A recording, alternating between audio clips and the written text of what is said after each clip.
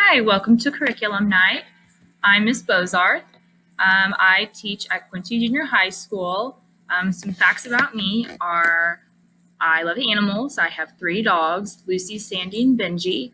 I volunteer at Quest Stables, which is a place in Quincy that works with horses.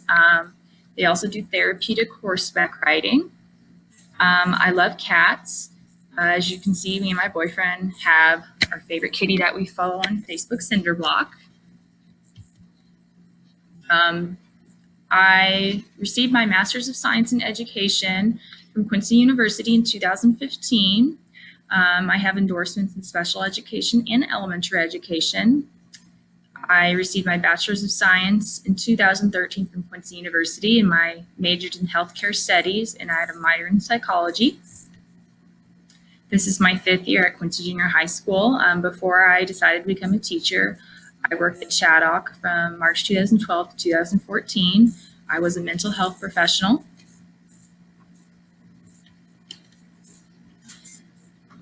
Our daily schedule in the classroom looks like this.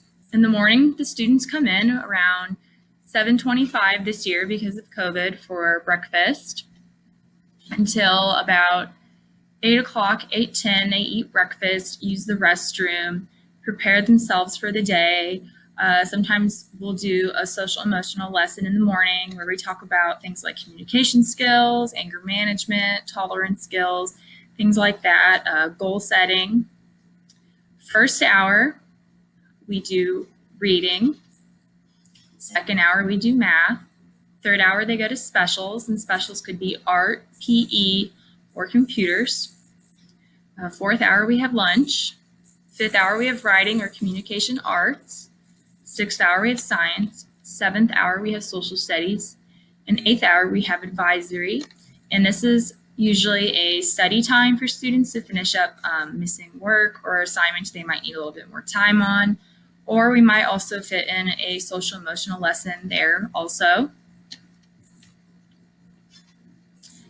In my classroom, the primary behavior expectations are using your words, working together, being safe, and having fun.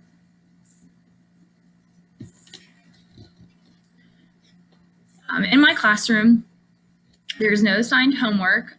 This is an accommodation for my students since all students in my classroom have IEPs.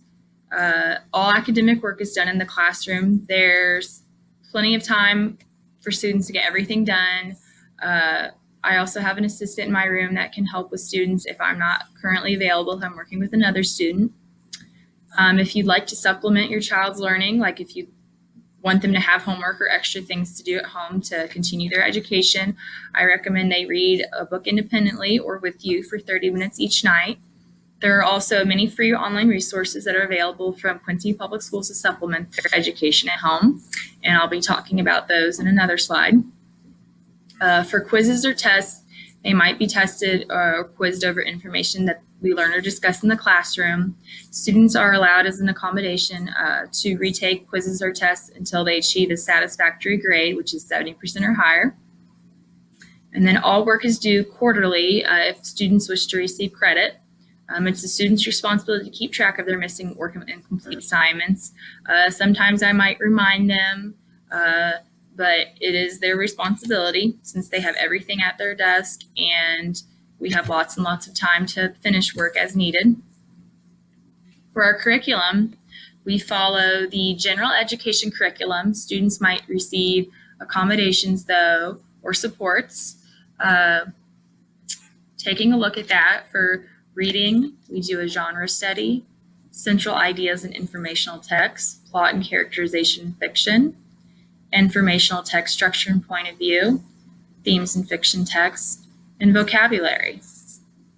For writing, we study narrative writing, argumentative writing, informational writing, persuasive writing, grammar, language skills, and speaking skills.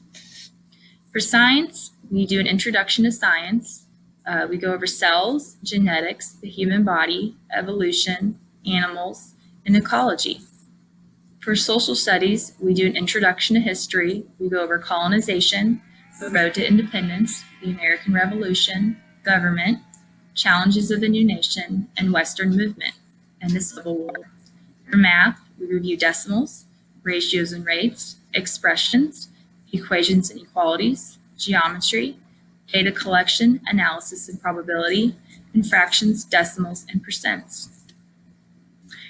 Because my classroom is a special education classroom and all students in my classroom have IEPs, in addition to the general education curriculum, students will also work towards their individual IEP goals, whether that's behavioral, reading, writing, math, and so on. They'll receive direct instruction in that and monitoring.